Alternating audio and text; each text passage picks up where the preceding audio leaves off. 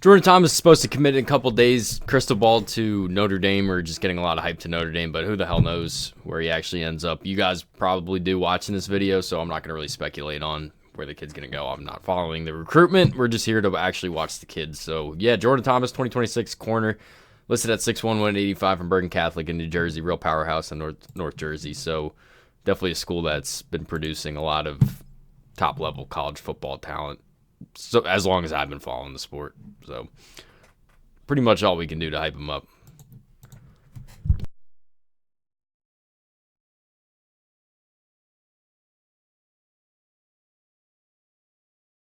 Six one. When I first see that tells me 5'11", 6 foot. One play into the game, I already think he's 6'1". So you're looking at a guy with plus length. Besides that, I'll just let the film run before I really talk about him. In the meantime, though, you guys let me know anybody else you want me to watch. If he does end up at Notre Dame, I have a lot of Notre Dame commits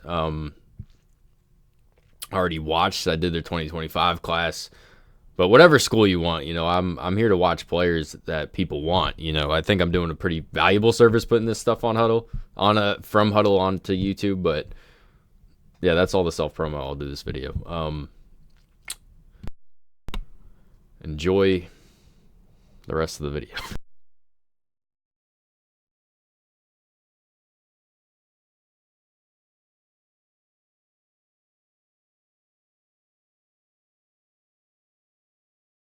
Another point to be made, when you're watching kids at these bigger schools, like that was just St. Joseph's, we were watching them play, you're going to see a lot of good on good.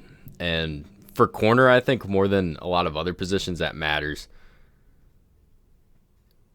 I think in general, high school competition is overrated because I'm not really looking at the football. It's more about athleticism. But you can overrate athleticism based on competition. So just bear that in mind.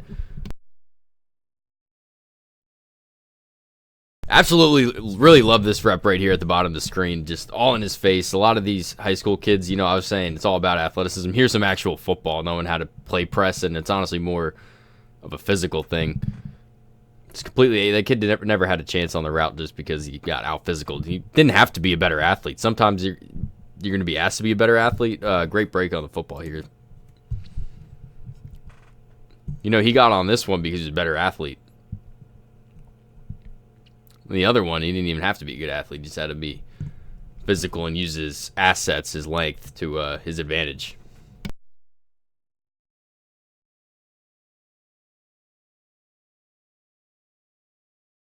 This is one of the better corner tapes that we're watching. Not that this kid's like the best corner prospect I've ever seen, but we're seeing a bit of everything here.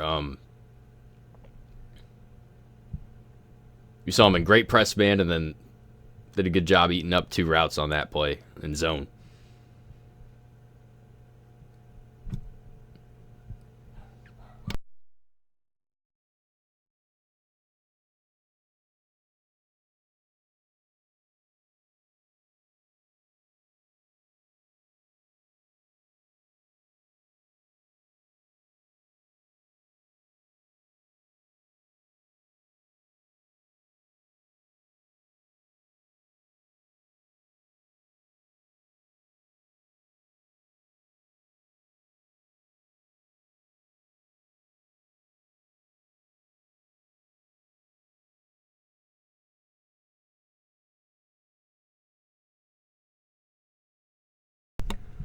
And this goes to the press before. Just look how much space he gave his receiver. He really gave him nothing. This throw could only be in like 2 places where it's complete. And in high school, that's such a tough throw to make. In college, that's such a tough throw to make. And if you make that in college, you're probably going to the next level. So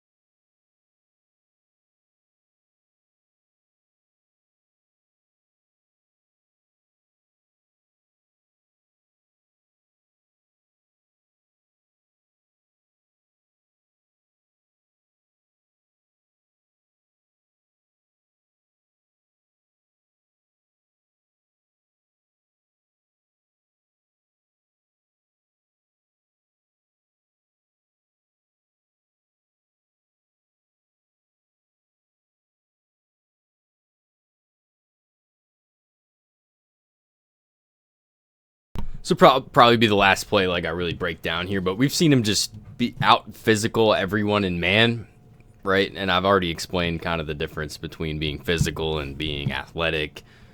Here at 6'1", like when I first see this kid and how long he is, I'm thinking cover 3.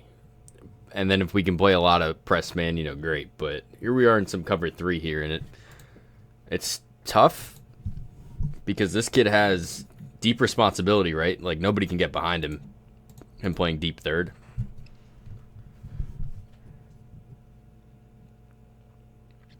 So you have a whole lot of grass to cover back here, but at the same time, you need that quick trigger to come downhill and take everything in front of you.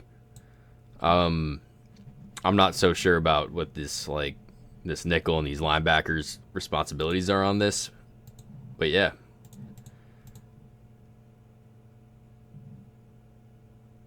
My bad for going back too far. Fuck.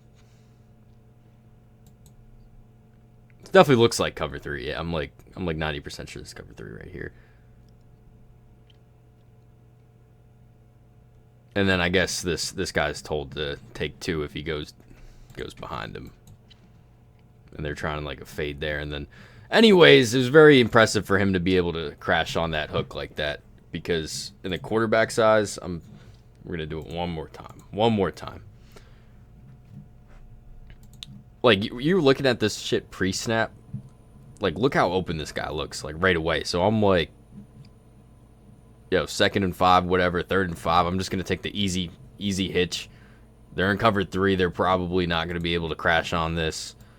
You know, I'm not facing D1. You're not thinking like, oh, this kid's a FBS. This kid's a Power 5 corner right here. I mean, he's open as hell. He covers a lot of ground right there.